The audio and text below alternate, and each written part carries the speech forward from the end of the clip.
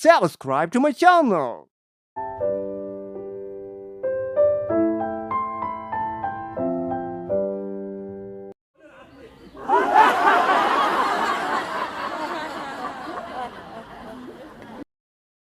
السلام علیکم۔ آج پطرس کے مضامین میں سے پہلا مضمون ہے جس کو میں آپ کی سماعتوں کے نظر کر رہی ہوں، جس کا عنوان ہے ہاسٹل میں پڑھنا۔ پطرس صاحب یوں لکھتے ہیں: ہم نے کالج میں تعلیم تو ضرور پائی اور رفتہ رفتہ بی اے بھی پاس کر لیا، لیکن اس نصف صدی کے دوران جو کالج میں گزارنی پڑی، ہاسٹل میں داخل ہونے کی اجازت ہمیں صرف ایک ہی دفعہ ملی۔ خدا کا یہ فضل ہم پر کب اور کس طرح ہوا، یہ سوال ایک داستان کا محتاج ہے۔ جب ہم نے انٹرنس پاس کیا تو مقامی اسکول کے ہیڈ ماسٹر صاحب خاص طور پر مبارکباد دینے کے لیے آئے۔ قریبی رشتہ داروں نے دعوتیں دیں، محلے والوں میں مٹھائی بانٹی گئی، اور ہمارے گھر والوں پر یکلخت اس بات کا انکشاف ہوا کہ وہ لڑکا جسے آج تک اپنی کوتاہ بینی کی وجہ سے ایک بیکار اور نالائق فرزند سمجھ رہے تھے، دراصل لامحدود قابلیتوں کا مالک ہے، جس کی نشوونما پر بے شمار آنے والی نسلوں کی بہبودی کا انحصار ہے۔ چنانچہ ہماری آئندہ زندگی کے متعلق طرح طرح کی تجویزوں پر غور کیا جانے لگا۔ 3rd ڈویژن میں پاس ہونے کی وجہ سے یونیورسٹی نے ہم کو وظیفہ دینا مناسب نہ سمجھا۔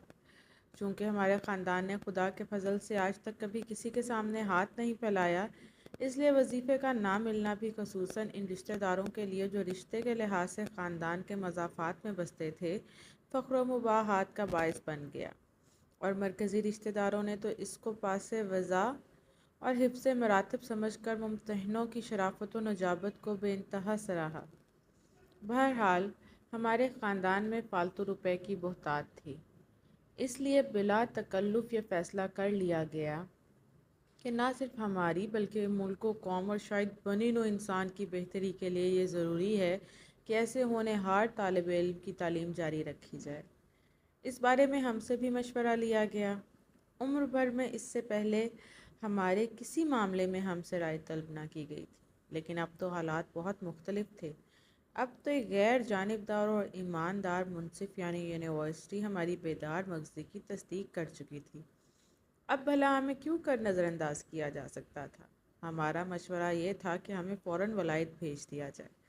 ہم نے مختلف لیڈروں کی تقریروں کے حوالے سے یہ ثابت کیا کہ ہندوستان کا طریقہ تعلیم بہت ناقص ہے۔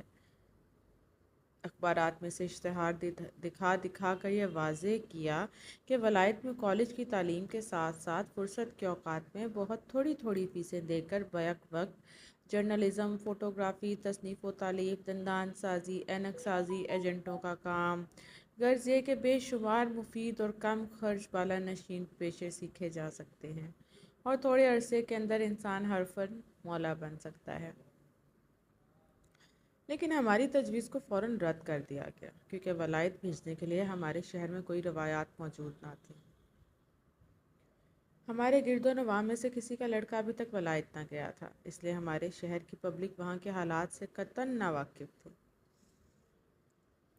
اس کے بعد پھر ہم سے رائے طلب نہ کی گئی، اور ہمارے والد، ہیڈ ماسٹر صاحب، تحصیلدار صاحب، ان دونوں نے مل کر یہ فیصلہ کیا کہ ہمیں لاہور بھیج دیا جائے۔ جب ہم نے یہ خبر سنی تو شروع میں ہمیں سخت مایوسی ہوئی، لیکن جب ادھر ادھر کے لوگوں سے لاہور کے حالات سنے تو معلوم ہوا کہ لندن اور لاہور میں چنداں فرق نہیں۔ بعض واقف کار دوستوں نے سینما کے حالات پر روشنی ڈالی، بعض نے تھیٹروں کے مقاصد سے آگاہ کیا، بعض نے ٹھنڈی سڑک وغیرہ کے مشاغل کو سلجھا کر سمجھایا، بعض نے شادری اور شالامار کے ارمان انگیز فضا کا نقشہ کھینچا۔ چنانچہ جب لاہور کا جغرافیہ پوری طرح ہمارے ذہن نشین ہو گیا تو یہ ثابت ہوا کہ خوشگوار مقام ہے، اور اعلیٰ درجے کی تعلیم حاصل کرنے کے لیے بے حد موزوں۔ اس پر ہم نے اپنی زندگی کا پروگرام وضع کرنا شروع کر دیا، جس میں لکھنے پڑھنے کی جگہ تو ضرور دی گئی، لیکن ایک مناسب حد تک، تاکہ طبیعت پر کوئی جائز ناجائز بوجھ نہ پڑے اور فطرت اپنا کام حسن و خوبی کے ساتھ کر سکے۔ لیکن تحصیلدار صاحب اور ہیڈ ماسٹر صاحب کی نیک نیتی یہاں تک محدود نہ رہی۔ اگر وہ صرف ایک عام اور محمل سا مشورہ دے دیتے کہ لڑکے کو لاہور بھیج دیا جائے تو بہت خوب تھا، لیکن انہوں نے تو تفصیلات میں دخل دینا شروع کر دیا اور ہاسٹل کی زندگی اور گھر کی زندگی کا مقابلہ کر کے ہمارے والد پر یہ ثابت کر دیا کہ گھر پاکیزگی اور طہارت کا ایک کعبہ اور ہاسٹل گناہ و معصیت کا ایک دوزخ ہے۔ ایک تو تھے وہ چرب زبان، اس پر انہوں نے بے شمار غلط بیانیوں سے کام لیا، چنانچہ گھر والوں کو یقین سا ہو گیا کہ کالج کا ہاسٹل جرائم پیشہ اقوام کی ایک بستی ہے، اور جو طلبہ باہر کے شہروں سے لاہور جاتے ہیں، اگر ان کی پوری نگہداشت نہ کی جائے تو وہ اکثر یا تو شراب کے نشے میں چور سڑک کے کنارے کسی نالی میں گرے ہوئے پائے جاتے ہیں، یا کسی جوئے خانے میں ہزار روپے ہار کر خودکشی کر لیتے ہیں، یا پھر فرسٹ ایئر کا امتحان پاس کرنے سے پہلے 10-12 شادیاں کر بیٹھتے ہیں۔ چنانچہ گھر والوں کو یہ سوچنے کی عادت پڑ گئی کہ لڑکے کو کالج میں تو داخل کیا جائے لیکن ہاسٹل میں نہ رکھا جائے۔ کالج ضرور مگر ہاسٹل ہرگز نہیں، کالج مفید مگر ہاسٹل مضر، وہ بہت ٹھیک مگر یہ ناممکن۔ جب انہوں نے اپنی زندگی کا نصب العین ہی یہ بنا لیا کہ کوئی ایسی ترکیب سوچی جائے جس سے لڑکا ہاسٹل کی زد سے محفوظ رہے، تو کسی ترکیب کا سوچ جانا کیا مشکل تھا۔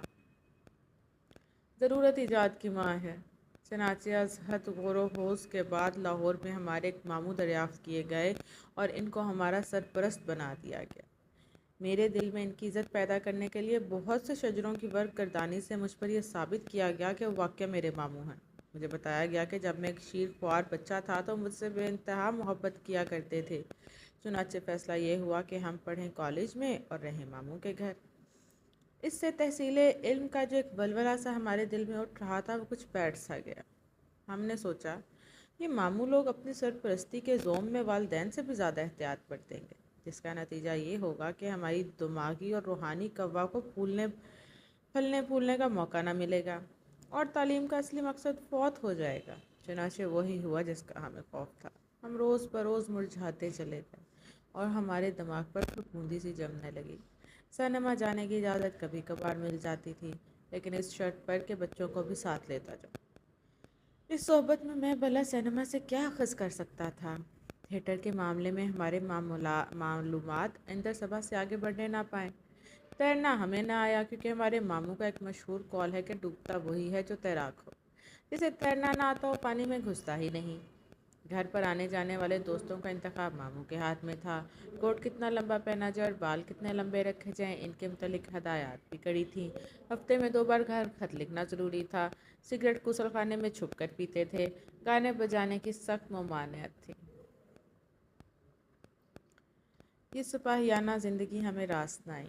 یوں تو دوستوں سے ملاقات بھی ہو جاتی تھی، سیر کو بھی چلے جاتے تھے، ہنس بول بھی لیتے تھے، لیکن وہ جو زندگی میں ایک آزادی، ایک فراخی، ایک وابستگی ہونی چاہیے وہ ہمیں نصیب نہ ہوئی۔ رفتہ رفتہ ہم نے اپنے ماحول پر غور کرنا شروع کیا کہ ماموں جان عموماً کس وقت گھر میں ہوتے ہیں، کس وقت باہر جاتے ہیں، کس کمرے میں سے کس کمرے تک گانے کی آواز نہیں پہنچ سکتی، کس دروازے سے کمرے کے کس کونے میں جھانکنا ناممکن ہے، گھر کا کون سا دروازہ رات کے وقت باہر سے کھولا جا سکتا ہے، کون سا ملازم موافق ہے، کون سا نمک حلال ہے۔ جب تجربے اور مطالعے سے ان باتوں کا اچھی طرح اندازہ ہو گیا تو ہم نے زندگی میں بھی نشوونما کے لیے چند گنجائشیں پیدا کر لیں، لیکن پھر بھی ہم روز دیکھتے تھے کہ ہاسٹل میں رہنے والے طلباء کس طرح اپنے پاؤں پر کھڑے ہو کر زندگی کی شاہراہ پر چل رہے ہیں۔ ہم ان کی زندگی پر رشک کرنے لگے۔ اپنی زندگی کو سدھارنے کی خواہش ہمارے دل میں روز بروز بڑھتی گئی۔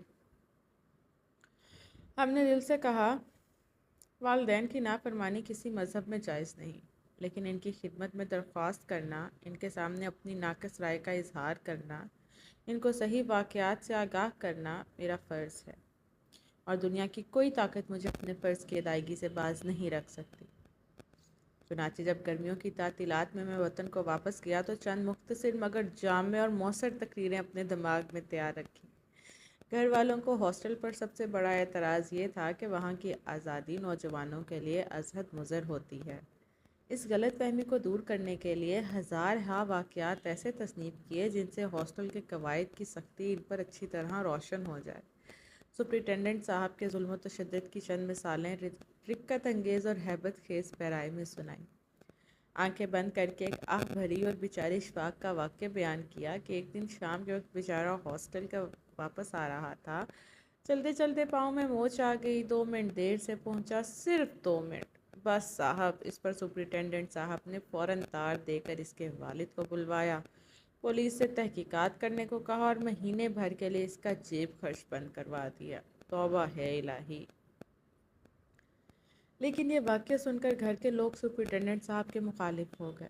ہاسٹل کی خوبی ان پر واضح نہ ہوئی۔ پھر ایک دن موقع پا کر بیچارے محمود کا واقعہ بیان کیا کہ ایک دفعہ شامت اعمال بیچارہ سنیما دیکھنے چلا گیا۔ قصور اس سے یہ ہوا کہ 1 روپے والے درجے میں جانے کے بجائے وہ 2 روپے والے درجے میں چلا گیا۔ بس اتنی سی فضول خرچی پر اسے عمر بھر سنیما جانے کی ممانعت ہو گئی ہے۔ لیکن اس سے بھی گھر والے متاثر نہ ہوئے۔ ان کے رویے سے مجھے فوراً احساس ہوا کہ 1 روپے اور 2 روپے کے بجائے 8 آنے اور 1 روپیہ کہنا چاہیے تھا۔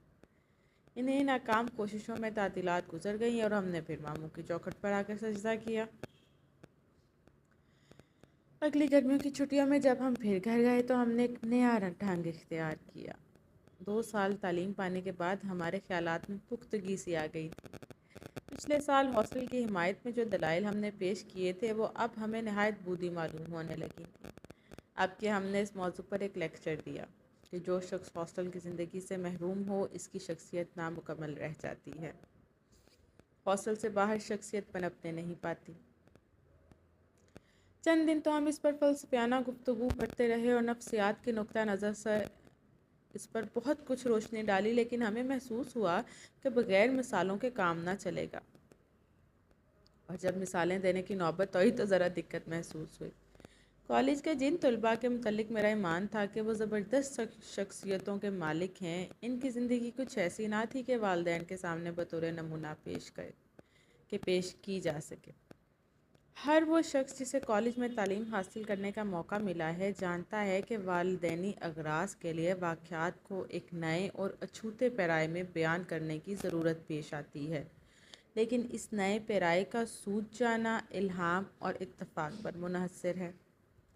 بعض روشن خیال بیٹے والدین کو اپنی حیرت انگیز اوصاف کے قائل نہیں کر سکتے، اور بعض نالائق سے نالائق طالب علم والدین کو جس طرح مطمئن کر دیتے ہیں کہ ہر ہفتے ان کے نام منی آرڈر پر منی آرڈر چلا آتا ہے۔ بناداں آ چنا روزی رسان کہ دانا اندراں حیراں بمات۔ جب ہم 1.5 مہینے تک شخصیت اور ہاسٹل کی زندگی پر اس کا انحصار، ان 2 مضمونوں پر وقتاً فوقتاً اپنے خیالات کا اظہار کرتے رہے تو ایک دن والد نے پوچھا، تمہارا شخصیت سے آخر مطلب کیا ہے؟ میں تو خدا سے یہی چاہتا تھا کہ وہ مجھے عرض و معروض کا موقع دیں۔ میں نے کہا، دیکھیے نا، مثلاً ایک طالب علم ہے، وہ کالج میں پڑھتا ہے۔ اب ایک تو اس کا دماغ ہے، ایک اس کا جسم ہے۔ جسم کی صحت بھی ضروری ہے اور دماغ کی صحت تو ضروری ہے ہی، لیکن اس کے علاوہ ایک اور بات بھی ہوتی ہے۔ جسم سے آدمی گویا پہچانا جاتا ہے، میں اس کو شخصیت کہتا ہوں۔ اس کا تعلق نہ جسم سے ہوتا ہے نہ دماغ سے ہوتا ہے۔ ہو سکتا ہے کہ آدمی کی جسمانی صحت بالکل خراب ہو اور اس کا دماغ بھی بالکل بیکار ہو، لیکن پھر بھی اس کی شخصیت نہ، خیر دماغ تو بیکار نہیں ہونا چاہیے ورنہ انسان خپتی ہوتا ہے، لیکن پھر بھی اگر ہو بھی تو بھی گویا شخصیت ایک ایسی چیز ہے۔ ٹھہریے، میں ابھی 1 منٹ میں آپ کو بتاتا ہوں۔ 1 منٹ کے بجائے والد نے مجھے آدھے گھنٹے کی مہلت دی، جس کے دوران وہ خاموشی کے ساتھ میرے جواب کا انتظار کرتے رہے۔ اس کے بعد میں وہاں سے اٹھ کر چلا گیا۔ 3-4 دن کے بعد مجھے اپنی غلطی کا احساس ہوا۔ مجھے شخصیت نہیں سیرت کہنا چاہیے تھا۔ شخصیت ایک بے رنگ سا لفظ ہے، سیرت کے لفظ سے نیکی ٹپکتی ہے۔ چنانچہ میں نے سیرت کو اپنا تکیہ کلام بنا لیا، لیکن یہ بھی مفید ثابت نہ ہوا۔ والد کہنے لگے، کیا سیرت سے تمہارا مطلب چال چلن ہے یا کچھ اور؟ میں نے کہا، چال چلن ہی کہہ لیجئے۔ تو گویا دماغی اور جسمانی صحت کے علاوہ چال چلن بھی اچھا ہونا چاہیے؟ میں نے کہا، بس یہی تو میرا مطلب ہے۔ اور یہ چال چلن ہاسٹل میں رہنے سے بہت اچھا ہو جاتا ہے؟ میں نے نسبتاً نحیف آواز سے کہا، جی ہاں۔ یعنی ہاسٹل میں رہنے والے طالب علم نماز روزے کے زیادہ پابند ہوتے ہیں، ملک کی زیادہ خدمت کرتے ہیں، سچ زیادہ بولتے ہیں، نیک زیادہ ہوتے ہیں؟ میں نے کہا، جی ہاں۔ کہنے لگے، وہ کیوں؟ اس سوال کا جواب ایک دفعہ پرنسپل صاحب نے تقسیم انعامات کے جلسے میں نہایت وضاحت کے ساتھ بیان کیا تھا۔ کاش میں نے اس وقت توجہ سے سنا ہوتا۔ اس کے بعد پھر سال بھر میں ماموں کے گھر میں زندگی ہے تو خزاں کے بھی گزر جائیں گے دن گاتا رہا۔ ہر سال میری درخواست کا یہی حشر ہوتا رہا، لیکن میں نے ہمت نہ ہاری۔ ہر سال ناکامی کا منہ دیکھنا پڑا، لیکن اگلے سال گرمیوں کی چھٹی میں پہلے سے بھی زیادہ شد و مت کے ساتھ تبلیغ کا کام جاری رکھتا، ہر دفعہ نئی نئی دلیلیں پیش کرتا، نئی نئی مثالیں کام میں لاتا۔ جب شخصیت اور سیرت والے مضمون سے کام نہ چلا تو اگلے سال ہاسٹل کی زندگی کے انضباط اور باقاعدگی پر تبصرہ کیا۔ اس سے اگلے سال یہ دلیل پیش کی کہ ہاسٹل میں رہنے سے پروفیسروں کے ساتھ ملنے جلنے کے موقع زیادہ ملتے رہتے ہیں اور ان بیرون از کالج ملاقاتوں سے انسان فارغ ہو جاتا ہے۔ اس سے اگلے سال یہ مطلب یوں ادا کیا کہ ہاسٹل کی آب و ہوا بڑی اچھی ہوتی ہے، صفائی کا خاص طور پر خیال رکھا جاتا ہے، مکھیاں اور مچھر مارنے کے لیے